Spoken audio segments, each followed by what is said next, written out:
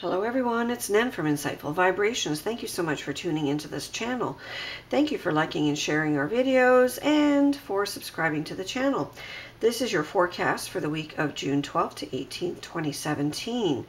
And we will begin with a general overview for all signs, and then we will go into each zodiac sign's potential using the Lenormand Gilded Reverie deck. Well, astrologically and otherwise, we have a much better week.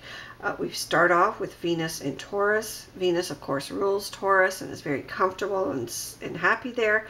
And so you can see all kind of Venetian things really being sweet. And that includes money-making potential and romance. So when it comes to romance, people who are looking for more reliable relationships or to solidify a relationship, to create more long-lasting bonds, more sensual experiences, this is definitely a week for that. So be confident that you'll be charming enough, because we also have the moon trining Venus. And when the moon is in a trine configuration with Venus, we see a lot of emotion, but we also see a lot of charm and beauty in people. We see kindness in people. We see generosity as well, and, you know, a softness about people as well. But it can also be good for artistic and creative and sports and politics and those other kinds of endeavors that really require more right brain activities. Now, we've also got Saturn squaring Chiron, which means that people will tend to be critical this week, which doesn't really jive well with Venus and Taurus, but all you have to do is be extra diplomatic. Okay, so there's no point in holding back on criticism where it's warranted, but you have to be diplomatic, because we also have aspects to Neptune where it's going to make us very sensitive this week. So we'll have our antennas up high, and you know, we'll feel a lot that is not even said. So even the slightest criticism will seem to be turned inward, and so you want to deliver it with care and respect.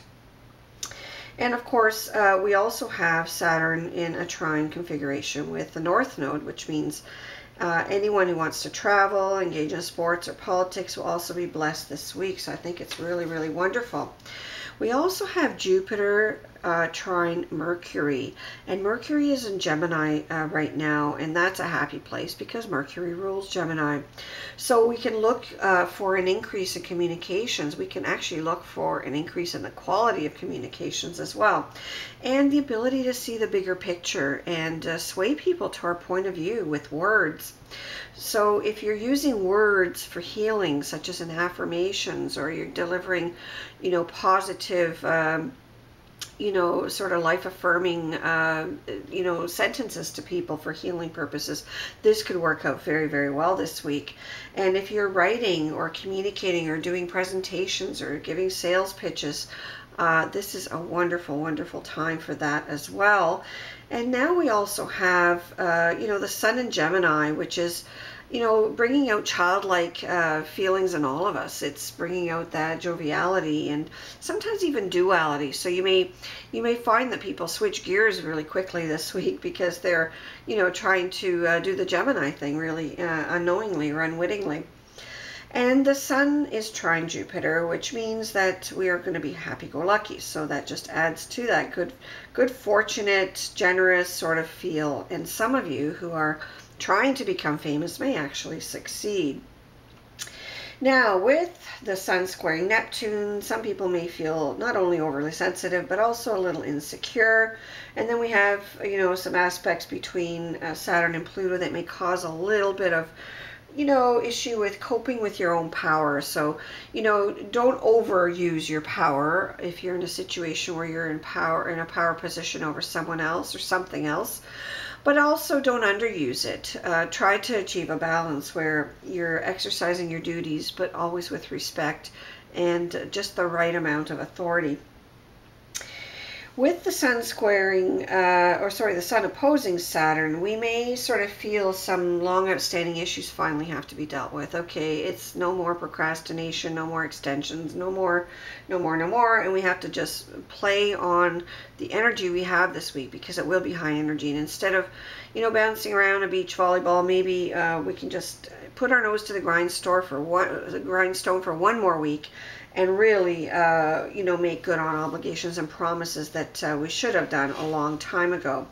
But the week looks absolutely fabulous. It looks, you know, charming and friendly, and there's a lot of beauty, and business opportunities as well will be abounding. Just watch your words. Make sure you're sensitive to others around you, and you should have a wonderful week. So now, going on to your individual sign. Cancer, for this week, you've got a lot going on in terms of decision making. You've got the staircase, number 22. And this basically talks about you being at crossroads. It talks about having to pick between two or more options. It talks about multitasking or possibly even a journey and not being sure which one to take first if it's two journeys. So there's a lot going on. And one of the things that you'll have to do is make sure you have proper advice from everyone. Make sure you have your facts all lined up in a row, and if you're not sure, wait, because if you don't wait and you make an impulsive decision, you're bound to regret it.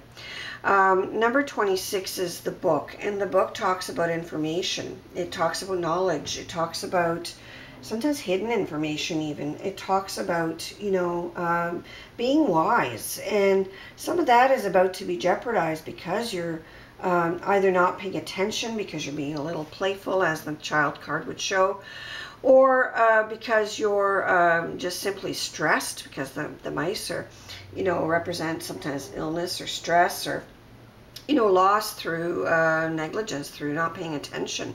So you really need to focus, and that's a little hard with Neptune turning retrograde on June 18th, which is something I forgot to mention in the general astrology forecast this week. And, you know, this will make us more sensitive, more empathic, and it'll be great for developing our intuitive and psychic skills. But, pardon me, it will also make us more, you know, unsure, more confused, in this case for sure, when it comes to decision making. And it also makes us more vulnerable to deception. So just be very, very careful, because these vibrations don't just last this week. They go right until the 23rd of November, 2017. So, you know, you've got to just be aware and get advice when you're not sure. Maybe even get someone to help you with things that need to be checked, especially documents, because we have the book there.